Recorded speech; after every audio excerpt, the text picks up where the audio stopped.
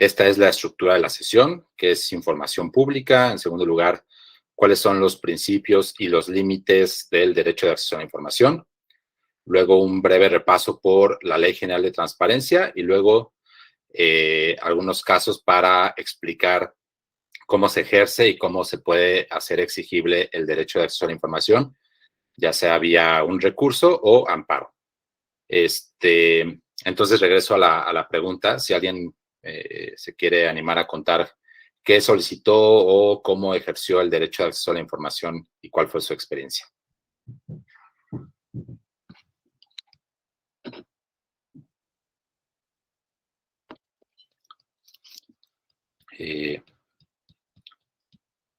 Fernando. Bueno, buenas noches. Hola. La información que yo solicité fue acerca de los requisitos para poder realizar el servicio militar. De hecho, la solicité hace un mes y medio posiblemente.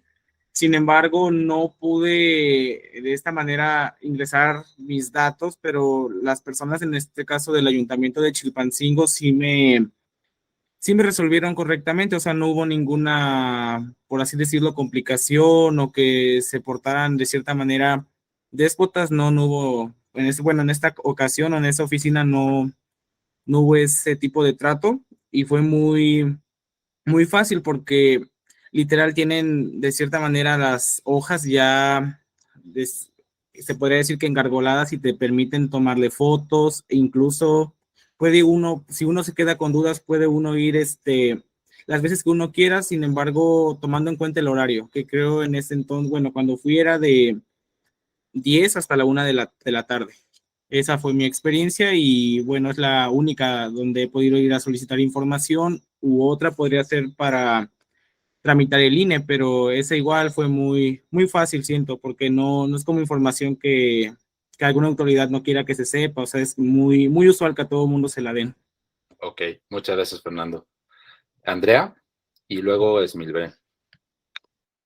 Yo estaba, bueno, como tal, yo no realicé la solicitud en la plataforma, pero entré a la plataforma para buscar si alguien más ya había realizado alguna solicitud, y fue para el tema de la Comisión Ejecutiva Estatal de Atención a Víctimas.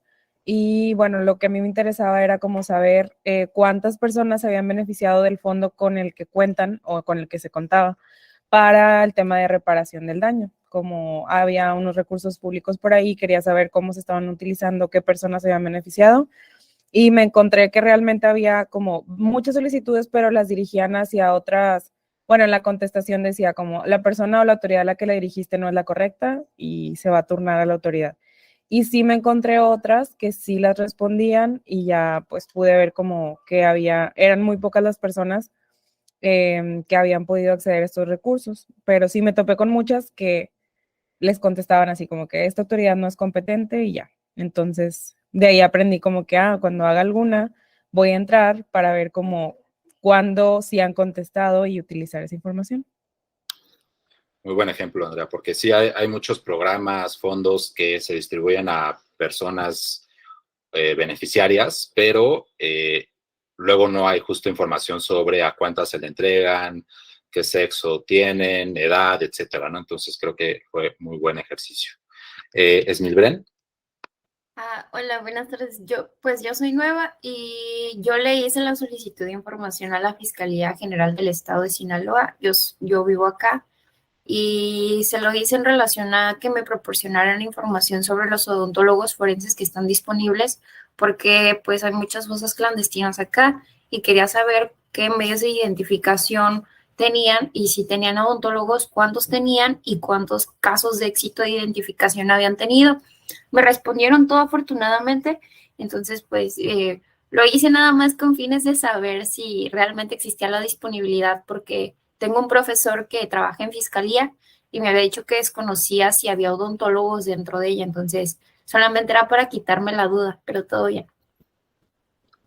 También muy, muy buen ejemplo. De hecho, en Fundar vamos a publicar pronto un estudio sobre cuántos recursos hay para comisiones de búsqueda, mecanismo extraordinario forense, ¿no? Para a partir de ahí ir identificando cuánto personal hay, Justo un problema es que mucha gente se subcontrata y las comisiones, digamos que no tienen a personas en nómina, y ese es el tipo de ejercicios que se pueden realizar para profundizar más en torno a un tema en particular que sea de su interés. Ya no sé si hay alguien más, pero si no, pues me arranco con la sesión y un poco para pues que sepan mi experiencia. Yo trabajo en Fundar, como ya saben, y Fundar es una organización que, entre otros temas, pues fue de las que iniciaron exigiendo el acceso a la información pública y la transparencia, rendición de cuentas.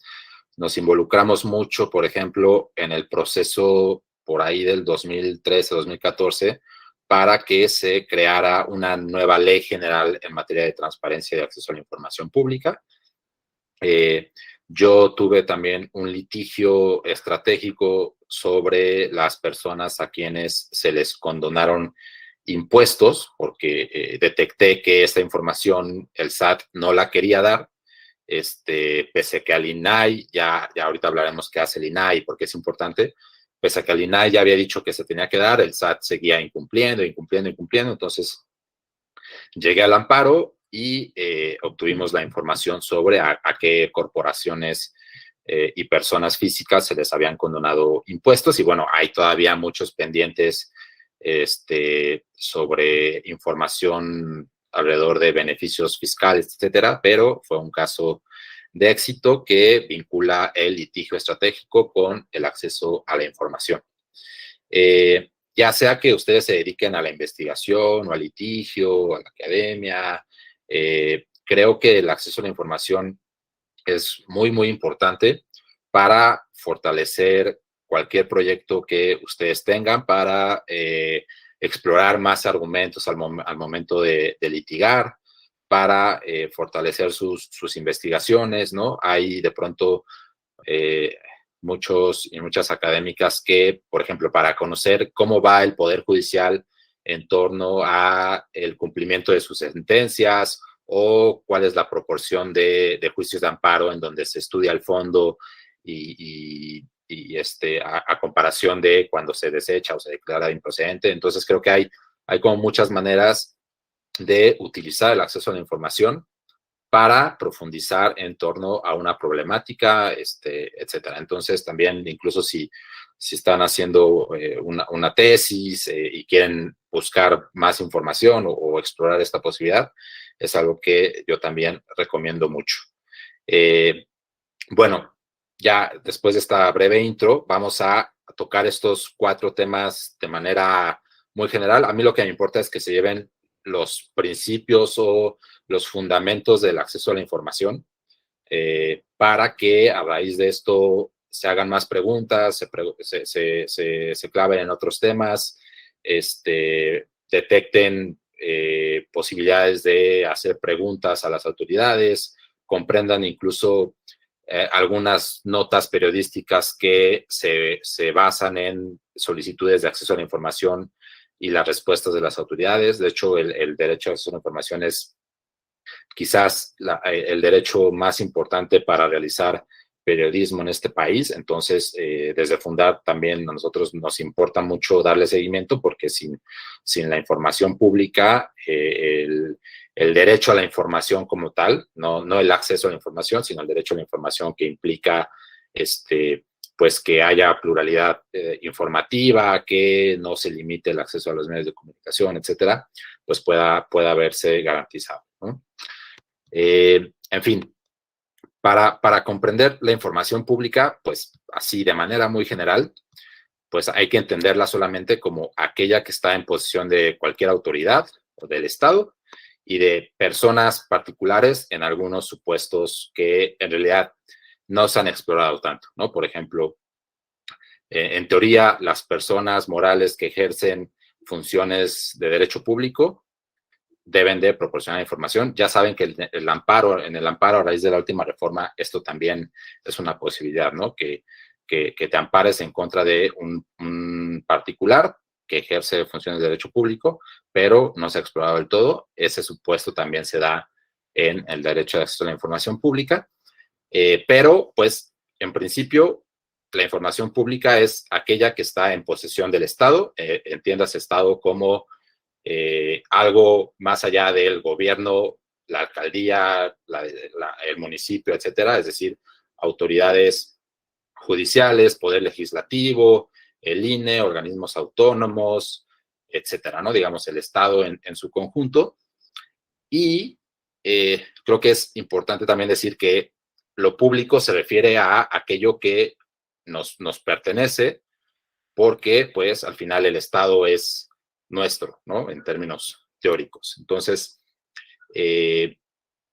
desde ahí es que el acceso a la información fue avanzando en las últimas décadas, ¿no? También porque la sociedad civil y porque el gremio periodístico lo fue impulsando. Y creo que es importante distinguirlo de otro tipo de información que es pública, pero que no nos pertenece como tal, ¿no? Sí, al ratito cuando acabe la sesión les envío el archivo para que lo consulten.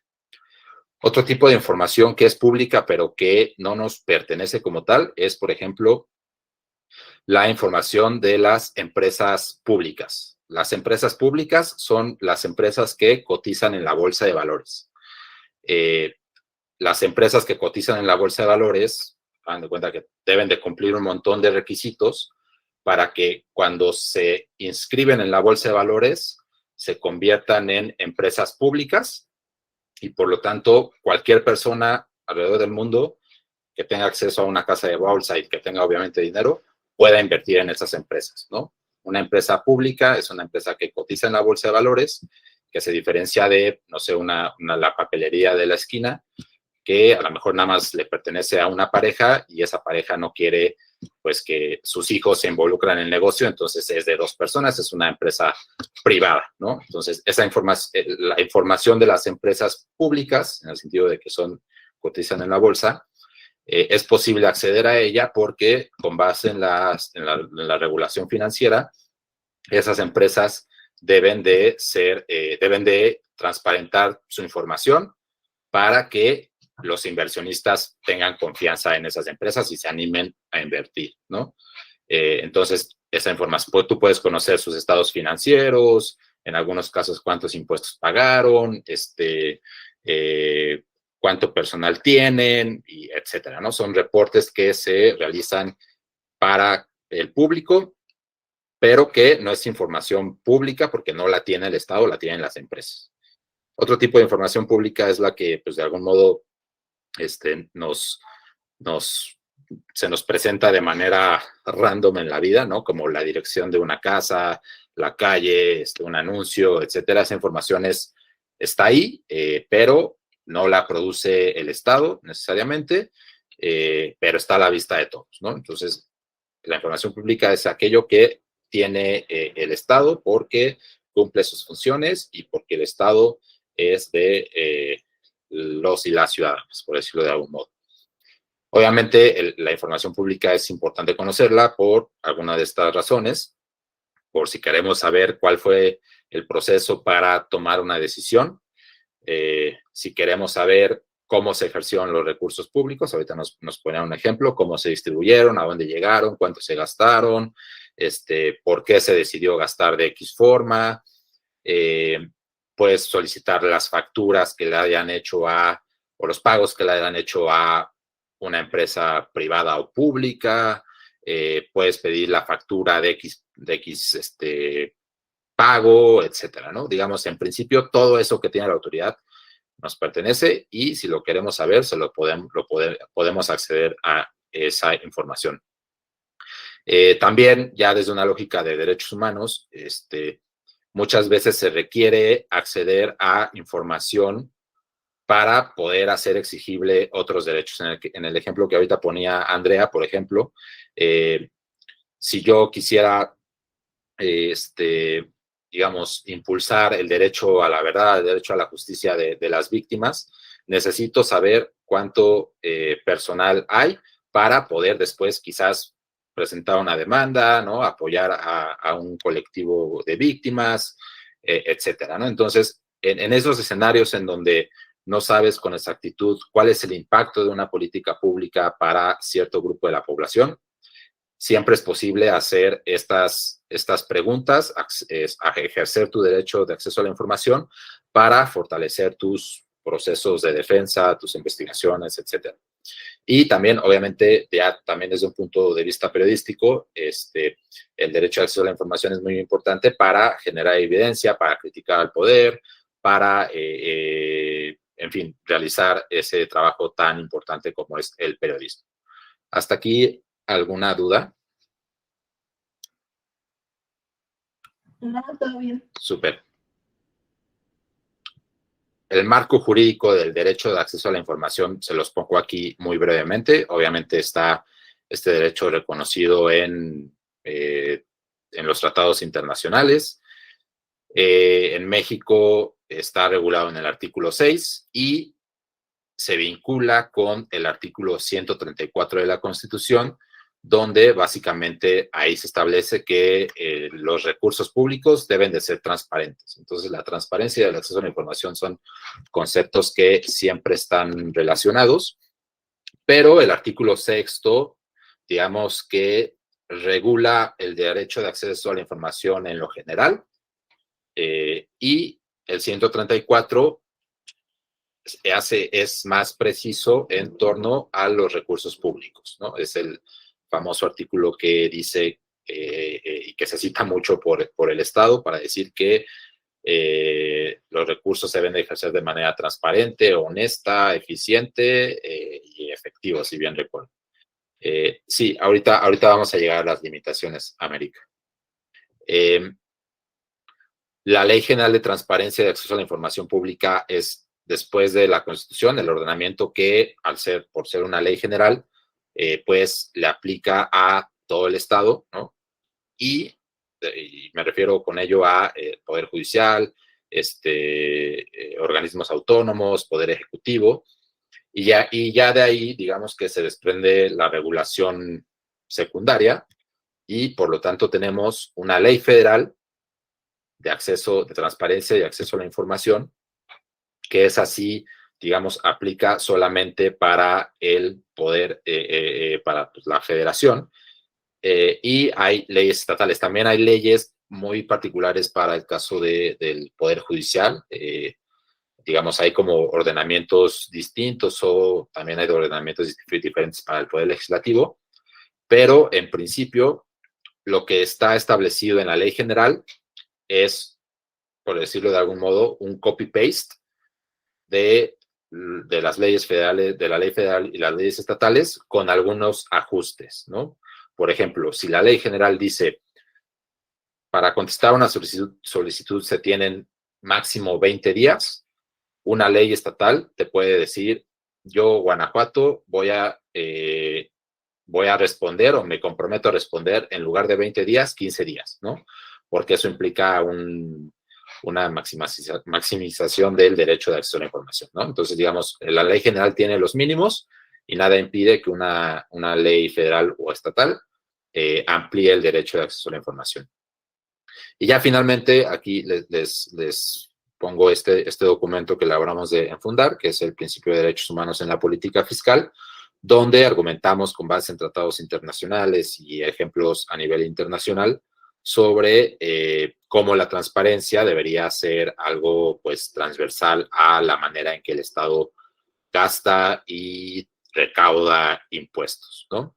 Entonces, bueno, estos son como algunos, son la regulación. Obviamente después de estas viene el reglamento de la ley general, reglamento de la ley federal, pero bueno, estos son los ordenamientos jurídicos que se utilizan más comúnmente.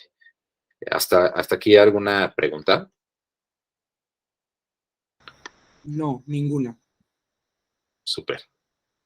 Vamos ahora sí a hablar de los principios del DAI, del derecho al acceso a la información, y luego vamos a hablar de sus límites, ¿no? Porque ya saben, todos los derechos tienen límites. Según nuestra Constitución, el derecho de acceso a la información se rige bajo estos principios, que es el de máxima publicidad, que es básicamente un principio interpretativo. La Constitución dice que en el ejercicio del derecho de acceso a la información se debe de privilegiar el principio de máxima publicidad, ¿no? Que implica básicamente que el Estado debe de hacer todo lo posible por transparentar o dar información, y solamente en algunos casos muy específicos puede hacer lo contrario, ¿no? Como declararla confidencial o declararla reservada. Este principio obviamente le aplica a todo el Estado, no es algo que le competa solamente al legislativo, al judicial o al propio INAI, es un principio autoral que está también recogido en dos instrumentos internacionales. Otro principio se refiere a que el Estado está obligado a documentar todo acto de autoridad y ejercicio de recursos públicos. Por todo acto de autoridad podemos entender, por ejemplo, lo que muchas veces pasa en las mañaneras o conferencias de prensa que da el Estado, cuando dicen, estamos trabajando en un plan para sacar a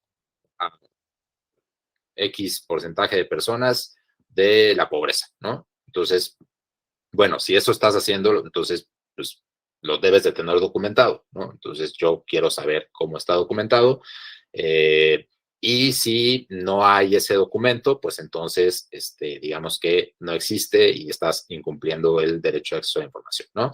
Entonces, en principio, todas esas declaraciones que se hacen por parte de las autoridades, todos esos planes que se anuncian muchas veces, debe estar documentado, y esta obligación es particularmente importante cuando se habla de recursos públicos.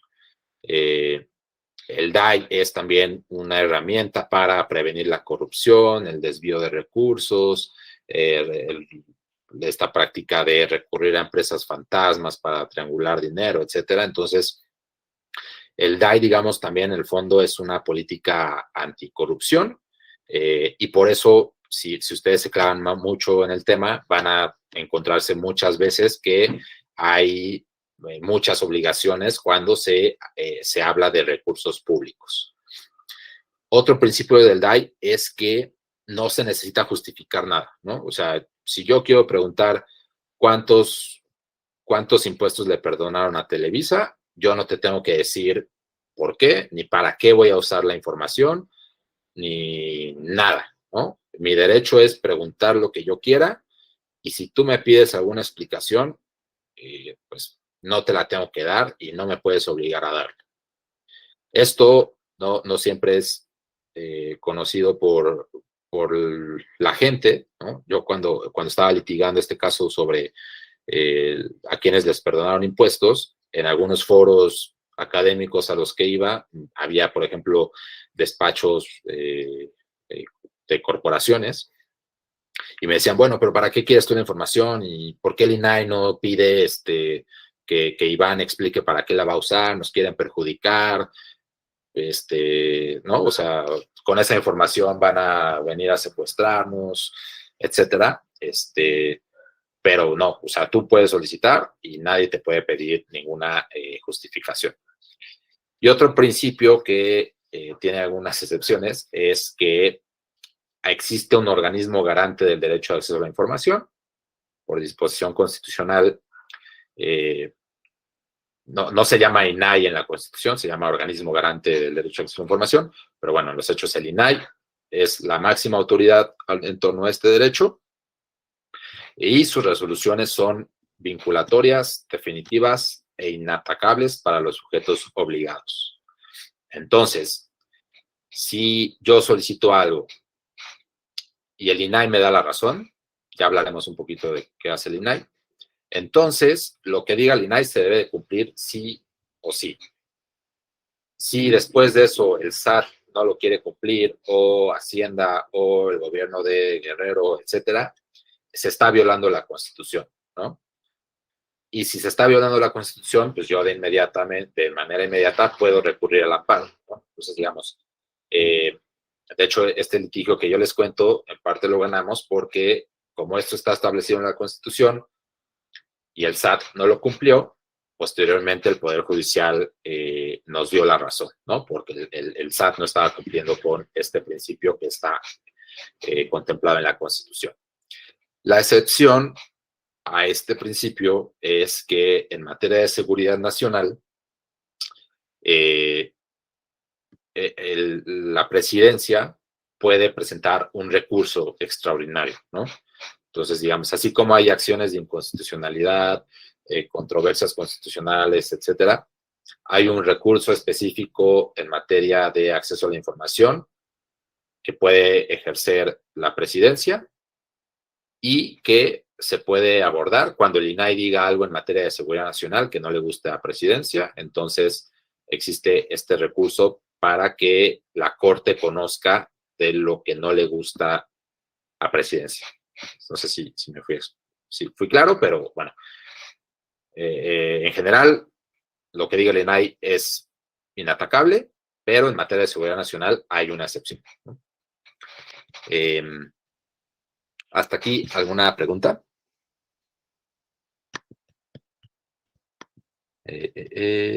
Andrea. Esta parte de lo de la excepción, no sé, me acordé, creo que fue cuando estaba lo del aeropuerto y que creo que el presidente no quería como hacer transparente el tema de los recursos y era por esto, bajo esta justificación. No sé si sea por ahí y como si nos pudieras comentar respecto a cómo es ese procedimiento o ese recurso. ¿Se presenta ante la corte o no sé, no tengo conocimiento de cómo funciona? El recurso está en el artículo 6 de la Constitución. Ahorita en algún momento es que se ha ejercido una o dos veces. Y el caso que, mira, dice el artículo 6, dice, el consejero jurídico del gobierno podrá interponer recurso de revisión ante la Suprema Corte en los términos que establezca la ley, solo en caso que dichas resoluciones puedan poner en peligro la seguridad nacional conforme a la ley de la materia, o sea, conforme a la ley de seguridad nacional. Y más bien lo que ha ocurrido en este sexenio, y de hecho el INAI presentó una controversia constitucional, fue cuando se emitió un decreto por parte del presidente en donde dijo todas las obras de gobierno son seguridad nacional, y eso se hizo además de esto, se habló algo sobre agilizar los trámites y saltarse algunos trámites para que pudieran ejecutarse a tiempo las obras, ¿no? Entonces, lo que ocurrió ahí es que el gobierno, digamos, como que clasificó, sin tener facultades, clasificó automáticamente la información sobre obras públicas que implican recursos públicos como si fueran de seguridad nacional, y el INAI dijo, eso no me gusta y yo voy a presentar una controversia, ¿no? Entonces, no se refiere específicamente a este caso, pero este caso podría ocurrir si, por ejemplo, no sé, aquí es que se me viene a la mente, ¿no? Yo tengo este libro y el INAI dice, este libro se debe de publicar porque es muy importante para la sociedad, y el gobierno de pronto dice, no, ¿qué crees? Porque en mi ley de seguridad nacional, los libros que tengan este tamaño pueden poner en riesgo la seguridad nacional, ¿no? Seguridad nacional es un concepto muy ambiguo, hay todo un debate sobre el tema. Entonces, si eso no le gusta a presidencia, pues presenta este recurso de revisión en materia de seguridad nacional ante la Corte, y ya hay un procedimiento en específico y lo que decida la Corte es lo que se debe de acatar, ¿no? Súper. Ahora sí, vamos a los límites del DAI. El primero es que, bueno, es como más práctico, pero hay información que pues el Estado no puede tener porque no le compete o porque no hay forma de que la recabe, ¿no? Entonces, si tú le quieres preguntar al Estado, ¿cuántos cajones de estacionamiento tienes en tu plaza pública? Pues el Estado no necesariamente tiene esa información. Estoy poniendo un ejemplo medio absurdo, pero bueno, es común que el Estado diga, esa información no la tengo porque de verdad no la tengo y no te la puedo dar, y si te la quisiera dar implicaría casi que todo el Estado se ponga a tu disposición para darte ese dato que tú estás buscando, ¿no? Yo, por ejemplo, una vez cuando estaba como adentrándome en este tema y me interesé mucho en la regulación de los medios de comunicación, pregunté así como muchas cosas a medios locales públicos, o sea, a televisoras o radiodifusoras públicas, y les preguntaba cuántas sillas para oficinista tienes, ¿no? Porque mi intención era conocer como la infraestructura y la calidad de los servicios de los medios de comunicación. Y no me acuerdo la razón, pero me dijeron, no tengo esa información justamente porque dártela implicaría hacer muchas cosas y de entrada, pues no tengo esa información y no tengo por qué dártela como tal, ¿no? Entonces, esa es una primera limitante como muy práctica, pero hay que tomar en cuenta.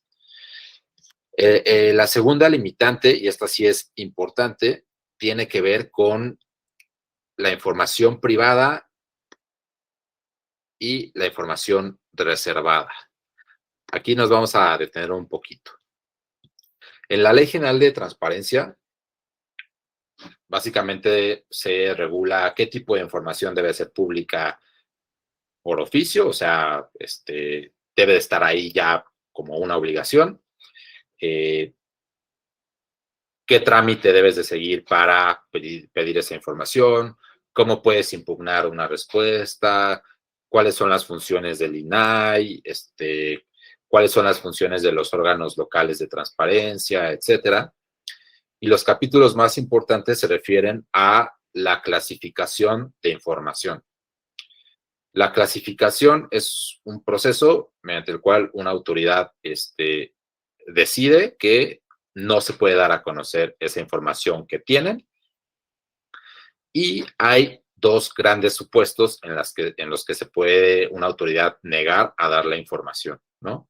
El primero se refiere a cuando se trate de información privada o confidencial. Entonces, si el INE, por ejemplo, tiene mi dirección, o si el SAT tiene mi RFC, no puede dar a conocer esa información porque es mía. ¿Me explico? O sea, porque son datos personales, es información privada, pues hay cierta lógica en que esa información no se haga pública, ¿no? Por ejemplo, es muy común ahorita que se filtren un montón de bases de datos personales para que en el mercado negro digital se vendan por X precio, etcétera. Entonces, esa información debe estar protegida y cuando yo se la doy a un particular o cuando yo se la doy a una autoridad, se la doy porque hay regulación en torno a la protección de datos personales. Otro tipo de información confidencial es mi estado de salud, por ejemplo, mis ingresos, no sé, el nombre de mi familia, etcétera, como algo que te haga identificable como persona. Y que si se publica sería identificable por alguien más. Hay otro tipo de información confidencial que es más, como que a mí me genera como más dudas, si hay más investigación en torno a esto, si debería o no ser información confidencial. Por ejemplo, la información protegida por el secreto fiscal. En el litigio que les cuento, un argumento oral era que esa información sobre a quienes les condonaron impuestos no debía ser protegida por el secreto fiscal porque implicaba un beneficio injustificado para las grandes empresas de este país, ¿no? El INAI así lo consideró, dijo, bueno, sí, hay la obligación de proteger la información fiscal, pero se presenta un caso excepcional y yo voy a considerar bajo algunas fórmulas o algunos procedimientos que se debe de hacer público, ¿no? Pero, por ejemplo, la información de las patentes de las empresas o de una medicina y todo eso que pertenece al derecho privado es información que tú no se la puedes Más bien se la puedes pedir a COFEPRIS, por ejemplo, ¿no? Quiero saber el contenido de la patente de las chips fuego, ¿no? Entonces, COFEPRIS a lo mejor o una autoridad sanitaria tiene esa información, pero pues implica información de una empresa y sus procedimientos comerciales, y entonces no te la puedo dar porque es algo que pues hasta por ley es protegido y es privado, ¿no? Tampoco puedes saber cuál es el número de la cuenta bancaria de un senador, porque pues, a lo mejor sí sería importante saberla, pero en principio pues es información protegida por el secreto bancario, ¿no? Etcétera. Entonces, la información confidencial es esa que se refiere a datos personales y que tiene una justificación de por qué no se haga pública. Y la información reservada es el segundo límite al derecho de acceso a la información. Se refiere a aquella información que tiene el Estado, pero que debe de justificar por qué no te la puede dar, y para justificar eso debe de hacer un análisis del cual ahorita hablaremos, y voy a decidir que esa información es reservada. Entonces, poníamos ahorita el ejemplo del libro. Para que el Estado me diga que la información es reservada, debe de justificarme por qué el libro se apega a un motivo de seguridad nacional, ¿no? ¿Por qué publicar el libro implicaría poner en riesgo la seguridad nacional? Etcétera. También, por ejemplo, en casos de averiguaciones previas en materia penal, toda esa información por respetar el derecho de las víctimas y garantizar que el proceso concluya con base en los procedimientos constitucionales, es información que no te puedo dar porque, digamos, hay una justificación que así la ley me lo permite, ¿no? No sé si me expliqué un poco la diferencia. También información reservada es, no me gusta tanto, pero cuando se negocian tratados internacionales, sobre todo comerciales, se argumenta que no se puede dar esa información porque si de pronto yo revelo que no estoy dispuesto a ceder en X articulado del tratado comercial, la potencia extranjera ya no va a querer porque se va a armar un escándalo mediático, etcétera. Entonces, como que esos actos de autoridad que están en proceso, que todavía no concluyen, deben de declararse como reservados por un tiempo, ¿no? O sea, esto también es importante. La información reservada se declara reservada durante un tiempo, y la información confidencial, en principio, nunca se puede revelar, ¿no?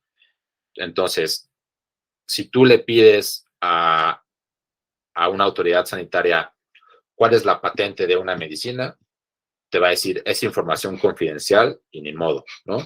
Pero si le pido a la Secretaría de la Defensa Nacional la información sobre el libro prohibido, me va a decir, no te la puedo dar, la declaro como información reservada, pero por 5 años nada más, ¿no?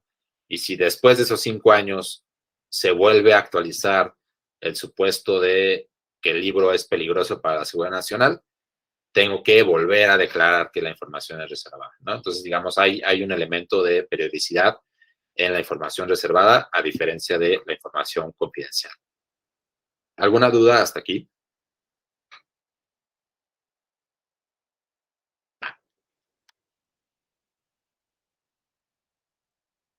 Luego vamos a hablar un poquito de las excepciones a los límites que ahorita vimos, ¿no? Mira, aquí en este texto Iván, disculpa que te interrumpa. ¿Sí? Tenemos 2 preguntas en el chat, te las leo. Es que me parece que no las puedes ver porque estás compartiendo. Ya las veo. ¿De qué Ajá. forma? Sí. ¿De Listo. qué forma se protege la información reservada o privada? ¿O qué mecanismos se implementan para salvaguardar dicha información? Muy buena pregunta. Esto es justamente parte de la regulación en materia de datos personales. El INAI, además de velar por el derecho de acceso a la información, debe de garantizar la protección de datos personales y, digamos, es otra lógica, porque yo no soy especialista en protección de datos personales, o sea, si me pides hacer un aviso de privacidad para un software o una app, no lo podría realizar, pero, digamos, hay toda una serie de reglas, de instituciones en torno a la protección de datos personales. Y bueno, un mecanismo que se implementa para salvaguardar dicha información, por ejemplo, es el aviso de privacidad, ¿no? Si tú llenas un formulario ante Telcel para sacar tu línea telefónica, Telcel te debe de desplegar un aviso de privacidad donde te dice: esta información no la voy a vender, solamente la voy a usar para poder brindarte un servicio, y en caso de que la fuera a vender a Facebook, por ponerte un ejemplo, te voy a avisar para que me digas si estás de acuerdo o no, ¿no?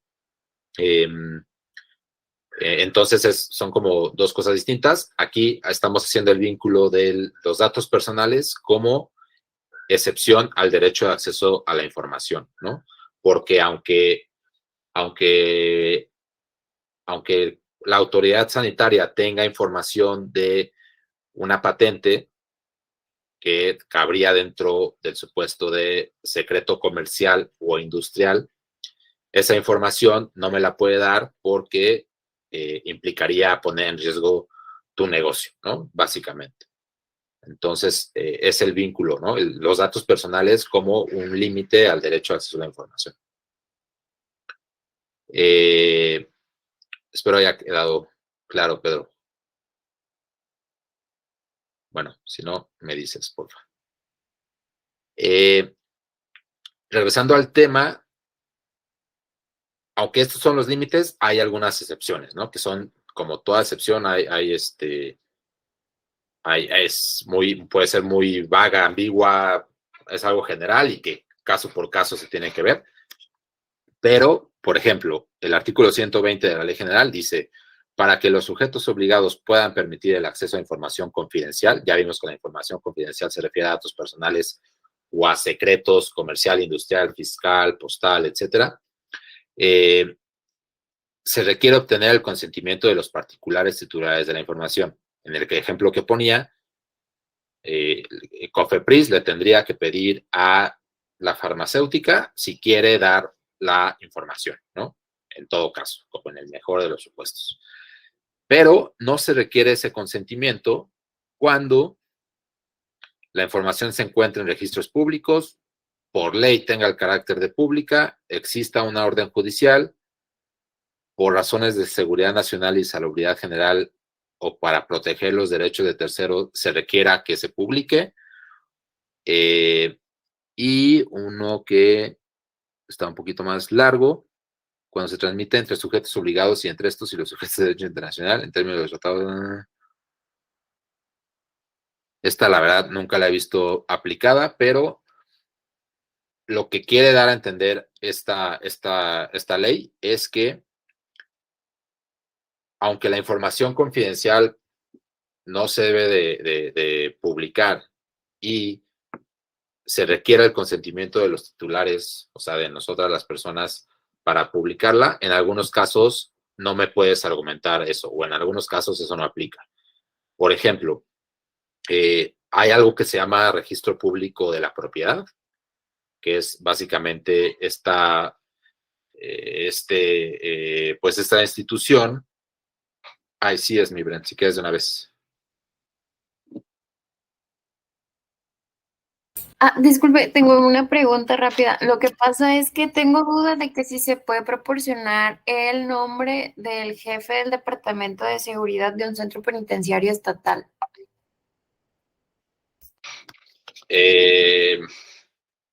Yo pensaría que sí, pero es probable que te reserven esa información por motivos de seguridad pública, ¿no? Entonces, a lo mejor te podrían decir: sí tengo esa información, porque obviamente pues, necesito el nombre de la persona para pagarle, por ejemplo, pero si yo te lo revelo, entonces podría poner en riesgo a esa persona y generar otros problemas, ¿no? Pero eso debe estar justificado. Ahorita vamos a hablar un poquito de eso. O sea, no te pueden decir, no te la doy porque viola la seguridad pública o porque pone en riesgo la seguridad pública. Hay un procedimiento que se llama prueba de daño y la autoridad te debe decir por qué efectivamente se podría dar el caso en que si te proporcionan el nombre de esa persona, aunque sea un funcionario público, podría poner en riesgo la vida de la persona o la seguridad pública, por ejemplo. Muchas gracias. Sí. Lo que pasa es que acá ha habido noticias de que, por ejemplo, ha habido incidentes dentro del centro penitenciario Aguaruto en Culiacán, de que internos les han estado haciendo cobros por parte del jefe del Departamento de Seguridad para pasar la visita y otras cuestiones, pues. Entonces, por eso quería ver si por medio de la solicitud se podía proporcionar el nombre de esta persona, porque un periódico quería como saber más el fondo de esta situación, ver si está nombrado por parte de Secretaría de Seguridad Pública y demás. Ok. Un consejo para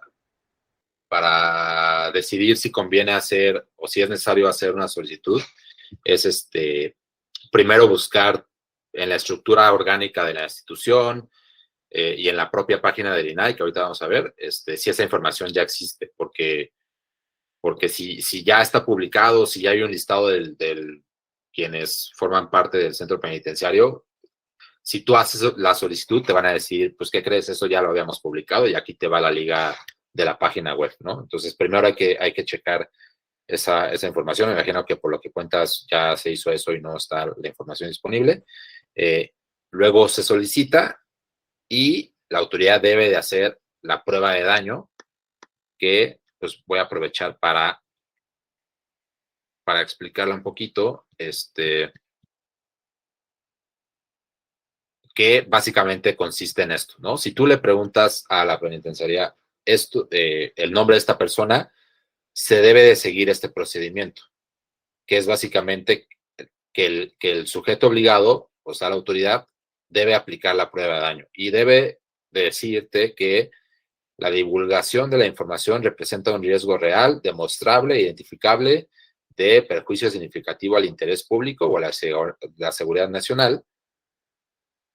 El riesgo supone un peligro y que te van a limitar tu derecho a acceso a la información justamente porque ya está demostrado que existe ese peligro. Si esa prueba de daño no la realizan, que es la mayoría de los casos, entonces tú puedes recurrir al INAI, ¿no? Puedes presentar bueno, en este caso sería el órgano local de Sinaloa, y el órgano, imagínense que fuera como un juez de distrito, dice, pues le voy a dar a la relación a Sinibren o a la autoridad de seguridad. Si te da la razón, debe de cumplir eso el sujeto obligado. Si no te da la razón, tú todavía puedes recurrir al INAI, ¿no? O sea, puedes llegar el caso al INAI, que es el Instituto Nacional, y si el INAI no te da la razón, todavía puedes recurrir al amparo. ¿Ok? Que de hecho es más común de lo que pensamos, porque el INAI a veces no está de todo sensibilizado sobre una situación en particular, y siempre es posible, al igual que sucede con el ejercicio de otros derechos, recurrir al Poder Judicial para hacer exigible pues, los derechos humanos. No sé si me expliqué hasta ahí. Pues, sí, muchísimas gracias. No, ¿de qué? Bueno, en este caso, si por ejemplo el Poder Judicial dijera esa información se debe de publicar, ya no aplicaría esta excepción.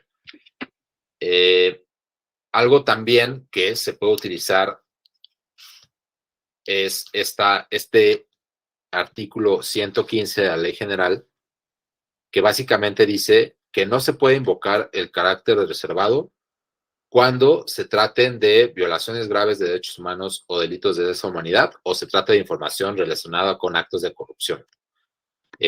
Con base en esta disposición, por ejemplo, el INAI reservó hace ya un tiempo que la Fiscalía General de la República publicara la información sobre las averiguaciones previas en el caso de San Fernando, ¿no? Esta masacre en Tamaulipas. Entonces, en esa ocasión, lo que se discutió fue que, aunque el procedimiento penal todavía no había terminado, y con base en la ley no se puede publicar algo que todavía no termina y que puede poner en peligro el debido proceso, cuando se trate de violaciones graves de derechos humanos, el INAI puede decidir que esas averiguaciones previas se publiquen, ¿no? ¿Por qué? Porque hay un interés superior, hay un interés público, y esa información se debe de conocer para, para prevenir y corregir todas estas situaciones relacionadas con violaciones graves de derechos humanos o delitos de lesa humanidad, ¿no? El otro caso que ha sido menos explorado es en casos de actos de corrupción, porque pues, a veces, es decir, los actos de corrupción no están definidos como tal en una ley. Solamente me parece, no lo recuerdo del todo, pero en el caso de Odebrecht se utilizó esta justificación para que el INAI ordenara publicar la investigación en torno al caso. Pero bueno, lo que les quiero decir es que aunque hay información que por ley se debe de reservar, ¿no? Como son estas situaciones de las negociaciones internacionales, averiguaciones previas, investigaciones penales, cuando se traten de violaciones graves de derechos humanos o delitos de lesa humanidad, o cuando se traten de actos de corrupción, nos podemos saltar ese principio de reserva de información, ¿no? Por ley, esos casos se deben de publicar. Ya casi acabamos. Y nada, los principios de la Ley General de Transparencia, ya lo comentaba hace ratito, se distribuyen competencias entre órgano nacional, órganos locales de transparencia, se ordena que lo que se disponga en las leyes secundarias no se aleje de lo que está dispuesto en la ley general. Ahí también se regula qué información debe ser pública de oficio, o sea, qué información las autoridades deben de publicar sí o sí y que no me necesitan pedir nunca a los ciudadanos. Estas obligaciones, por ejemplo, se refieren a estructura orgánica, sueldos, contratos, recursos públicos, planes institucionales, qué trámites se pueden realizar en algunos casos. Entonces, son como, es información que garantiza, digamos, el derecho a la buena administración pública, por decirlo de algún modo, y que ya por ley siempre se debe de publicar, ¿no? También ahí se menciona este Sistema Nacional de Transparencia, que es básicamente una especie de estructura en donde donde en la cabeza está el INAI, y los órganos locales de transparencia también participan para, por ejemplo, discutir qué más información debería ser pública, ¿no? A lo mejor el caso de los libros que les cuento, en 10 años ya es una discusión obsoleta. Entonces, bueno, vamos a poner en la ley que el caso de los libros deba ser transparente, y vamos a proponer esto ante el Congreso, etcétera, ¿no? Vamos a hacer evaluaciones de nuestro sistema de transparencia, etcétera. También ahí se menciona la Plataforma Nacional de Transparencia, que es una plataforma que está como todavía, digamos, versión beta. Le hacen muchos ajustes todo el tiempo, pero que es muy, muy útil para justamente buscar si lo que me interesa ya está público, ¿no? Para ahorrarme esos días en que la autoridad me va a responder algo, porque como les digo, hay información que por ley debe estar pública y si yo pregunto o si solicito información sobre algo que ya está público, entonces lo ideal es mejor ahorrarte ese proceso y consultar la Plataforma Nacional de Transparencia.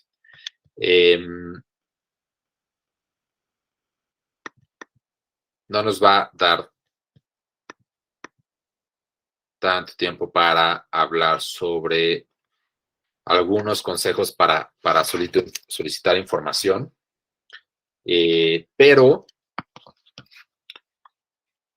lo más importante que me parece recalcar es que seamos lo más precisos posibles, ¿no? Que de pronto nos tengamos como un sentido de paranoia, por decirlo de algún modo, y buscar que lo que preguntemos no tenga forma de ser respondido en sentido negativo, ¿no? Entonces, si yo le pregunto a una autoridad, dime el nombre de X funcionario, entonces yo ya estoy segurísima de que esa información no está pública. ¿Cómo estoy segurísima? Porque a lo mejor lo vi en una nota de prensa, porque ya me clavé en toda la información disponible del gobierno, porque ya consulté la Plataforma Nacional de Transparencia, porque de manera informal me dijeron que no se quiere publicar eso, ¿no? Entonces, ya debo de estar segurísima de que esa información no existe, ¿no? Y ya que estoy segura de que no existe esa información, debo de ser lo más precisa posible. Entonces, si yo pregunto, ¿cuánto dinero se gastó el gobierno? Me van a responder, pues se gastaron 100 pesos, ¿no? Pero el dinero tiene muchas modalidades, por decirlo así. Entonces, tienes que preguntar, por ejemplo, bueno, ¿cuánto le aprobó el Congreso local a esa institución y cuánto al final se terminó gastando esa institución, ¿no? Porque muchas veces lo que se aprueba por parte del Congreso no se termina gastando, ¿no? Hay subejercicios o se gasta más de lo que se debería gastar. Entonces, debo de preguntar, bueno, al final del ejercicio fiscal 2022, ¿cuál fue el gasto que aprobó el Congreso y el gasto que terminó siendo ejercido por X instancia, ¿no? Es súper importante también citar argumentos y fundamentos legales, ¿no? A ver, si ya está en X ley que tú tienes esta función, ¿no? Si tu función es recopilar información en torno a la situación de las personas desaparecidas, entonces tú debes de tener esa información, ¿no? Y con base en esta ley, tú estás obligado a tenerla y por lo tanto quiero que me proporciones esa información respecto a este periodo de tiempo, ¿no? Respecto a este periodo.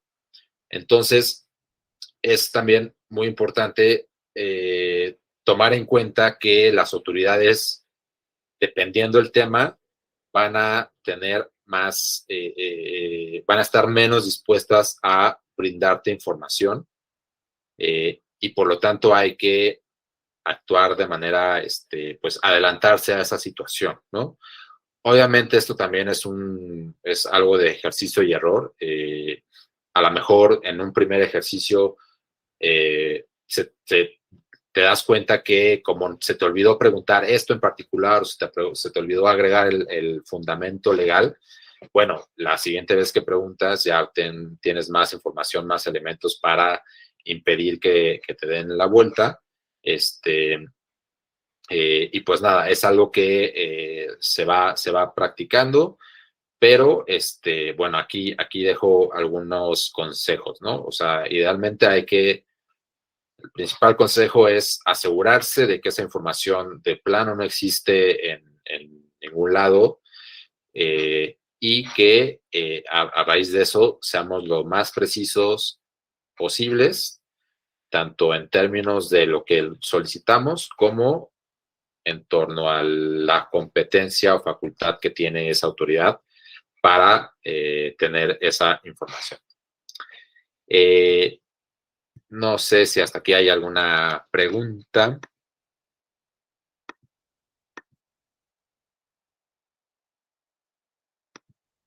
No, profe. Súper. Y bueno, ¿qué pasa cuando pregunto algo y no me dan información? Recurro básicamente a un recurso de revisión. El recurso de revisión, no sé si hay alguien aquí que litigue, pero bueno, básicamente es un medio de impugnación en materia de acceso a la información que se presenta ante un órgano local o el propio INAI, y en ese recurso se argumenta por qué la autoridad transgredió mi derecho de acceso a la información, ¿no? Hay varios supuestos en los que puedo presentar este recurso. Por ejemplo, cuando me clasifican algo como reservado, ¿no? Cuando me dicen el libro, si te doy el libro, va a repercutir en la seguridad nacional. Entonces, pero te lo digo así, no te hago prueba de daño, no hago un análisis de ponderación entre el interés público y la seguridad nacional, y el típico caso de ni siquiera ponen fundamento legal. Bueno, entonces, yo puedo recurrir a un recurso de revisión, puedo recurrir a esa respuesta y el INAI debe de darme debe resolver mi caso, ¿no? Otro supuesto es la inexistencia de la información, ¿no? Pues a lo mejor pedí algo que de plano no lo tienen, no les compete. Otro supuesto es el de incompetencia, perdón, porque a lo mejor le pregunté a la Comisión Local de Búsqueda de Personas cuando era algo que tenía la Comisión Nacional, ¿no? O se lo pregunté a el SAT en lugar de la Secretaría de Hacienda. O pues me equivoqué de gobierno y puse el gobierno de Aguascalientes y en realidad era el gobierno de Guanajuato, ¿no? Entonces, cuando de plano nadie no hay competencia, te equivocaste, te lo deben de fundamentar igual. Ahí, esto que preguntas, Andrea, la regla es que cuando tú argumentas una violación a la Constitución, una violación directa a la Constitución, no tienes que recurrir a este medio, ¿no? O sea, tú tendrías que decir, la respuesta de X autoridad viola directamente mi derecho de acceso a la información y otros derechos que están contemplados en la Constitución. Entonces, se puede, no tendrías que estar muy, muy segura de que esa violación es directa, ¿no? Entonces, pero bueno, es posible. Yo he impugnado así algunos casos en temas de transparencia. O sea, presento un amparo en contra directamente de la respuesta del sujeto obligado y también me he ido a recurso de revisión directamente, o sea, ante el INAI, y en los dos me han dado, en este primer caso que te pongo, me admitieron la demanda y resolvieron y todo, entonces es posible, ¿no? De pronto, en términos estratégicos, es mejor explorar cuál es la respuesta del INAI para que de ahí te hagas de más elementos para saber si te conviene ir al amparo, ¿no?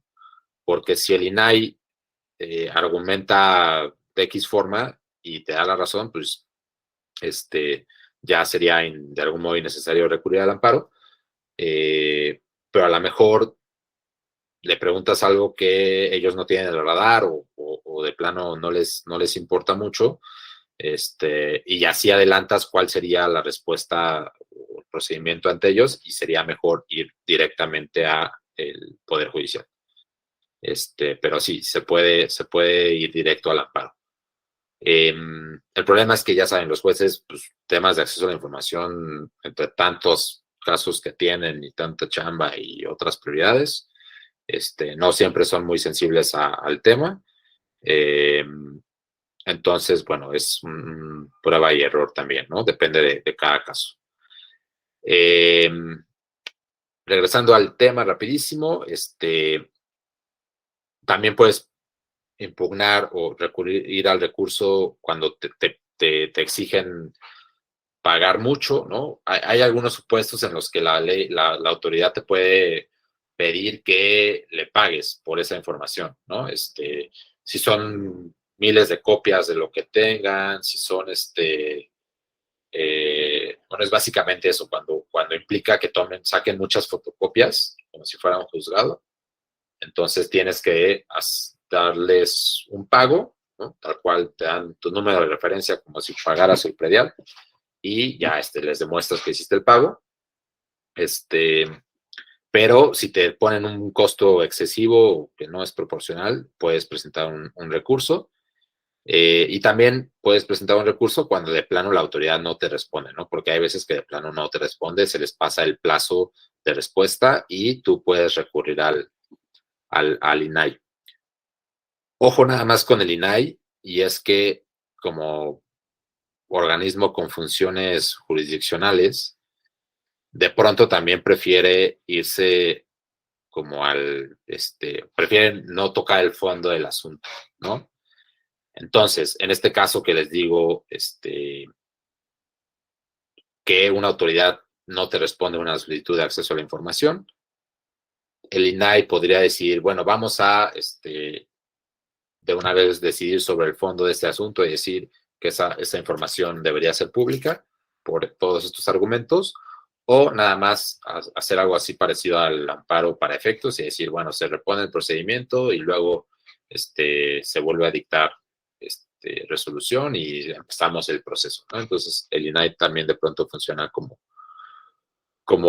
juez y pues nada, eso es otro tema que da para otro análisis. No vimos exactamente cómo presentar una solicitud de acceso a la información. La verdad es que ya cuando ustedes tengan necesidad de hacerlo o quieran hacerlo, es un procedimiento relativamente sencillo. Hay que crear una cuenta de usuario en la Plataforma Nacional de Transparencia, registrar algunos datos como tu nombre, correo electrónico, lugar donde vives, etcétera.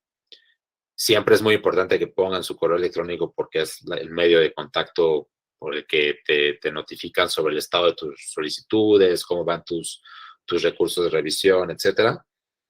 Y ya a raíz de eso, es como un formulario, ¿no? Tú eliges, bueno, le quiero preguntar al gobierno de Guerrero o al Congreso de Guerrero o a la Secretaría de Gobernación de X lado, ¿no? Entonces van desplegando las opciones, haces tu pregunta y tan, ¿no? Entonces todo es sencillo, ¿no? No, si ya tienes muy claro qué quieres preguntar, lo tienes previamente en un documento de Word, etcétera, el procedimiento no toma más de 5 minutos. Y en esta liga que les pongo hasta arriba del chat, es así, vamos a explorar así en 2 minutos, ya porque estoy como encarrilado, porque es algo súper útil para buscar información respecto a cualquier tema. Entonces, se llama Buscador Nacional de Transparencia. Y aquí, ustedes quieren poner mira, yo estaba buscando cuánto le daban al zoológico de Chapultepec, ¿no? Entonces, imagínense que esto es Google. Le pongo zoológico, busca, y me aparecen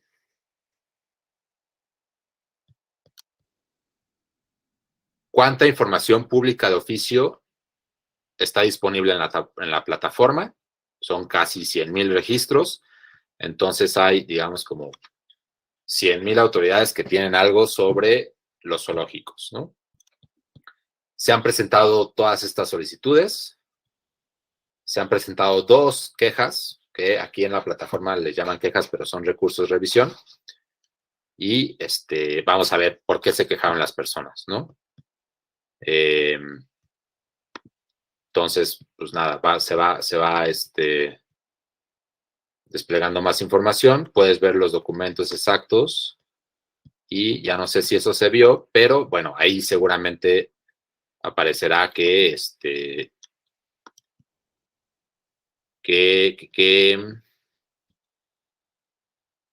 bueno, no, está desbloqueado, el caso es que me apareció por el lado. Pero el chiste es que en esta plataforma ustedes pueden buscar algunos temas que les interesen, ver qué información ya está pública, qué ha preguntado la gente y, bueno, en función de eso, pues también a lo mejor ahorrarse algunos pasos, ¿no? Aquí hay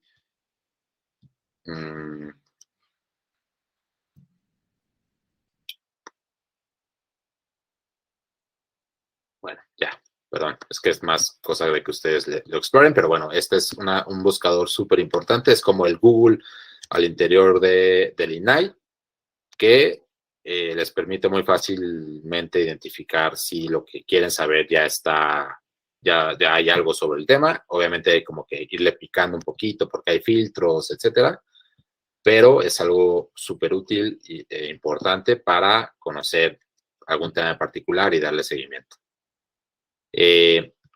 Esto nada más sería por hoy. No sé si hay alguna pregunta, algo que queramos platicar un poquito más. Que es de lo que no fui totalmente claro.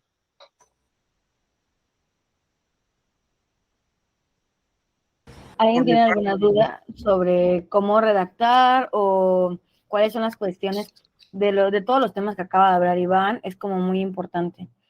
¿Nadie tiene ninguna duda? Pues de una vez, alza la manita.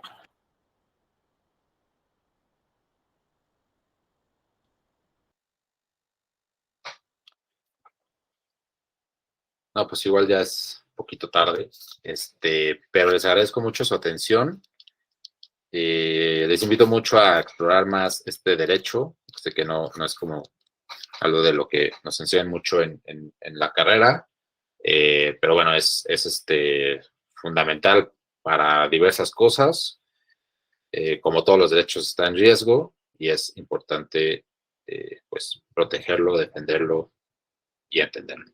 Entonces, bueno, eso sería por mi participación. La próxima sesión hablaremos sobre el ciclo presupuestario, cómo se asignan recursos, cómo se decide para dónde van, cuántos recursos reciben los estados, cómo le puedo dar seguimiento a esos recursos, y todo esto con un enfoque de derechos humanos, ¿no? Para no clavarnos en temas que pueden ser un poco más de flojera, ¿no? Vamos a intentar aterrizarlo a casos de derechos humanos. Y pues nada, muchas gracias, Abril, de nuevo por la invitación y muchas gracias por su participación y su asistencia.